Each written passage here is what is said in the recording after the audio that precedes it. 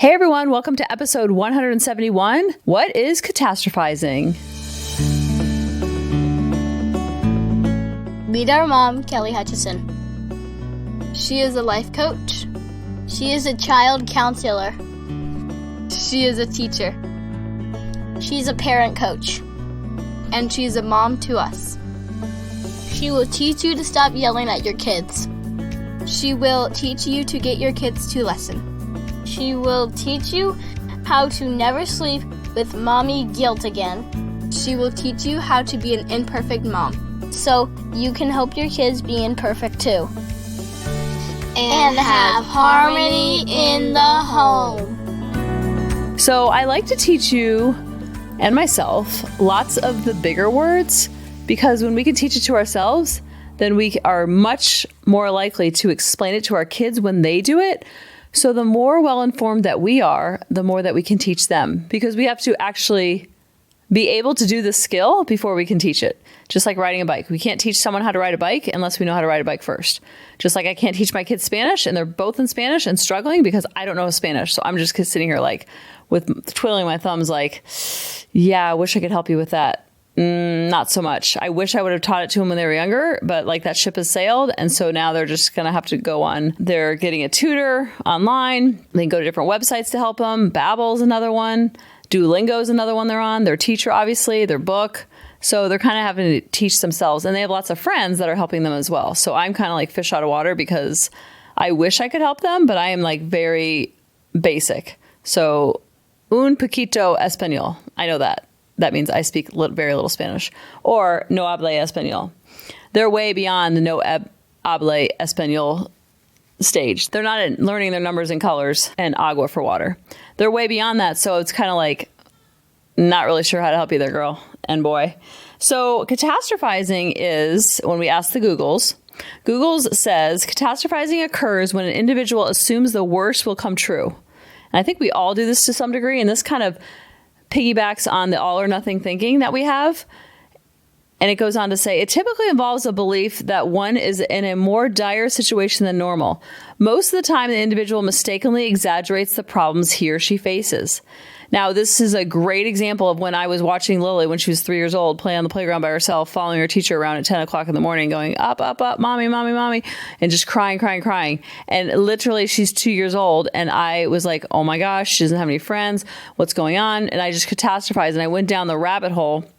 And all of a sudden, I literally said to myself, this is when I was unconscious, so I didn't even know. And I use this story all the time because it just shows how you can have one little thought and then it just turns into the snowball effect of just all of a sudden. And I literally said, she's not going to go to prom. Like, what? Like, I think about that now and I'm like, what? I wasn't able to stop the snowball because I just kept going and going. And then I'm crying. I'm watching through a window because I was in an empty classroom and she was at a daycare, which was at my school that I was teaching at. I think I was a counselor then. And I'm watching out this empty classroom out on the playground like, oh, I want to see how she's doing. And she's still crying. We dropped her off like at 7:30. And I'm sure she was crying on and off. But literally, that's what went through my mind. And I didn't stop it because I didn't know it. I wasn't even aware to say, hey, you know what? You might be catastrophizing a little bit. You might be borrowing worry. This kind of piggybacks on that too. When I was a teacher, I loved teaching reading. That was like my jam. I loved taking a first grader who knew like letters and sounds and some sight words and taking them to chapter books in 180 days. That was like, I love that. I love the progress. That's one of the reasons why I love first grade so much. So when my kids are 2 and 3 and they're like not knowing all their letters and sounds, I started catastrophizing. They're never going to learn how to read. They're going to be held back. They're going to fail out of school. Like I just went down the rabbit hole and I couldn't stop the snowball. So I want to teach you what catastrophizing is because this is what your brain will do. And it's trying to protect you. So just know that catastrophizing is normal. It's like one little negative comment pops in your head and then it just turns into the spiral effect. Think of like a tornado. And they give the example of like if your boss says one little negative comment or something offhanded, or maybe they're being sarcastic or you're not really sure how to understand them, then all of a sudden you ruminate and you think about it and you're like, oh my gosh, I'm going to get fired. And then I'm not going to have a job. And then I'm not going to be able to find a job in this economy. And then I'm going to be homeless. And then I'm going to be living under the bridge. And then I'm going to be drug addicted because I'm trying to sell drugs and then I'm going to try the drugs. And so our brain can literally spiral. And your kids will do this too. I remember when the kids were little, I'd pick one of my kids up at school and all of a sudden they would just start bawling as soon as I got in the car. I'm like, what's going on? They're like, I have to do my homework. I have to say my prayers. I have to eat dinner. I have to go to sports. I have to do this. They were like literally catastrophizing all the things and they weren't going to have enough time. And it was like 3:00 and they were catastrophizing like I'm going to run out of time. So they were crying in advance because they were so overwhelmed with all the thoughts that they were spinning and thinking about. So we go down that rabbit hole and we can't get out of it because our ruminating and our perseverating and our circular thinking just keeps going and going and going. Almost like instead of thinking of a tornado, think about going down a toilet bowl.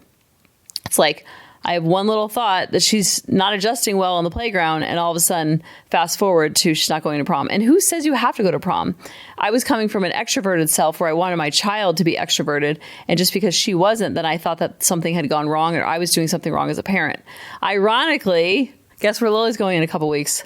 Homecoming. I'm like, what? It's so full circle. And it's laughable now, but you can actually not be mad at your ego, just kind of laugh with it and be like, of course you're perseverating. Of course you're ruminating. Of course you're catastrophizing. You're trying to protect me. Thank you. You don't get mad about it. It's like a bully. The worst thing to do when you have a bully is to give them all attention and let them know that they're just dragging you down and they're upsetting you. You just kind of play along with it. This could stem from past trauma. This could be caused from past pain. This could be caused from maybe you saw your parents overreact, or maybe they were perfectionists and they just criticized every little thing that you did. You might have experienced trauma in your past, so you think that trauma and pain is around every single little corner. So the brain remembers that pain and trauma, holds on to it, and is like, oh, no, we're not going through that again. So when things are good, it's hard to lean into that joy because the joy becomes foreboding. And Brene Brown, one of my favorite quotes she's ever said, when we lose our tolerance to vulnerability, joy becomes foreboding. I want to normalize this for you as much as possible. Because when it's good, it's scary because it's good. Because we're always waiting for the other shoe to drop. That's just the brain's way of remembering, like, hey, remember when we were in that relationship with that person and we got hurt? So we're not going to do that again, and we're going to blanket statement all the people around us. And then we can't get close to anybody because that one person 10 years ago, 5 years ago, 3 years ago, 3 months ago hurt us. So then we put this blanket label on all people hurt, and so then we go into our shell. We hide, we cower. Because the brain's like, oh, no.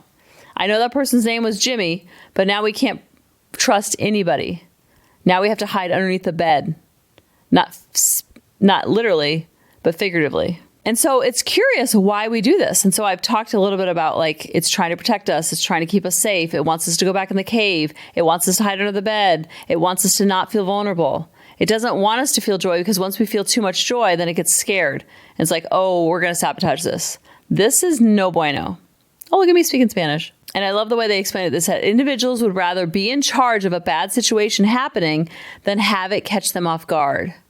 Like, what? And they use the example, a woman might start a fight with her spouse or her boyfriend because she's afraid that he's going to leave her. So by taking charge of the situation, by sabotaging the relationship, by creating arguments, creating spats, sweating the small stuff, getting upset about little things, the mind is like saying, oh yeah, I get to be the one in charge if I'm going to get hurt. So we don't want to give that emotional power to someone else because they might hurt us. So we hurt our feelings in advance. So we're not surprised and hurt when it happens. It's a way to control the controllable, even though it's really out of our control. And sometimes when I do start catastrophizing, obviously I call myself out. I might say it to myself, or I might say it to David or the kids or a friend or my sister's like, I know I'm catastrophizing, but just let me catastrophize a little bit.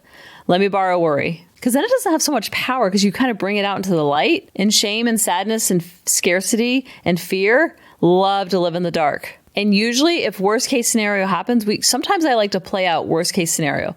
Dr. Phil once said, if you're scared of something, then just turn on the lights. It's like being scared of a monster in the closet. Turn on the lights, open up the closet, like face it, versus just stuffing and catastrophizing and just going down that rabbit hole. And play out the worst case scenario. Like, what if this did happen? And usually we underestimate ourselves and our ability to handle the tricky or sticky situation or the things that we're thinking is going to be the worst case scenario. So I wish I could go back to myself when she was 2 on the playground and thinking, what if she doesn't go to prom? Oh my gosh, her life, she's going to be a hermit. She's not going to la la la la. I wish I'd be like, okay, what if she doesn't go to prom? Okay, then what? Big whoop-de-doo, I'll save a lot of money on a limo and a dress. Why do I think that's bad? I keep pulling away the layers of why do I think that's even bad anyway? A lot of people don't go to prom.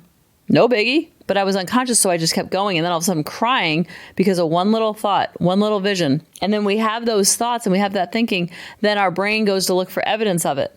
So I went to go to look for evidence of all the times that my kids weren't reading, weren't getting the grades, because if they didn't get the grades, then all of a sudden they're not going to go to college, or they didn't make a team, so then their career is over in that sport, or they got in trouble at school. Oh my gosh, they're going to be stealing cars when they're 16 because they got a note home in pre-K. This is what our brains do. And so it's overreacts a lot of times on the kids because we're so afraid that that's going to happen. So we lose our minds trying to prevent that from happening. And the kid's like 3. Listen, I just got a note home because I was talking. That doesn't mean I'm going to steal cars, Mom. But the 3-year-old doesn't know that. They just see Mom or Dad flipping out. They're like, whoa, slow your roll, chickie. What's up with you? And so when we assume the worst case scenarios, we don't believe that we're capable of managing adversity. And sometimes when I'm playing with and I'm catastrophizing, I'm going down the rabbit hole, I'm like, you know what? You've kind of dealt with a lot of stuff before. When I hear your stories of the things that you've dealt with or are currently dealing with, I'm like, whoa, what an amazing human. What an amazing, resilient spirit.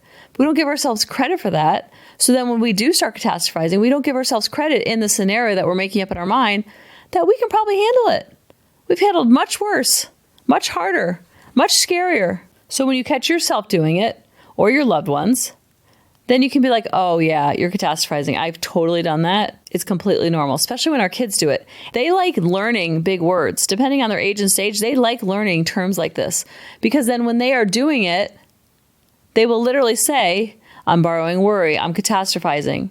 They're going to use that lingo to know what's happening versus allowing themselves to go down the rabbit hole without any mind management. Because like we always talk about, if we don't manage our mind will manage us. And when you're able to manage your mind and try to be conscious as much as possible, but it's not going to be 100%, then we can teach our kids and our spouse and our loved ones, who's ever living in our 4 walls, not by telling them what to do, but by showing and modeling and embodying for them all these different things that we're learning. And then we give them the tools, because we can't give them the tools unless we have them ourselves first. Just like I can't teach my kids Spanish, and I would love to. There's nothing harder than seeing them struggle in a subject, but I know that I'm not equipped to. Kind of like when I was trying to teach Grady golf, and I'm like, I don't know what I'm doing.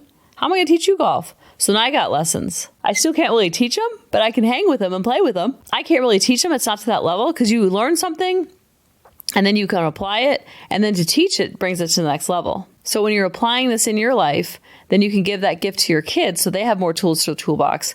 And then in the end, the goal of all of this is to have more harmony in the home. I love you guys, and I'll talk to you next week. Bye-bye. Hey mamas, thanks for listening. If you had any ahas, clicks, or those lightning bolt moments while listening, you have to check out my free parenting bootcamp, where we take all of this to the next level and we try to create even more awakenings for ourselves so that we can connect more with our kids and never yell at them again. You can sign up at www.coachingkelly.com. And if you really want to fill up my love cup, send me an email of what your aha was, what your click was, what was that lightning bolt moment while you were listening. I want nothing more in life than for you to have harmony in your home and to learn how to be an imperfect mom like me, which allows your kids to be imperfect too, each and every day. Thanks for listening.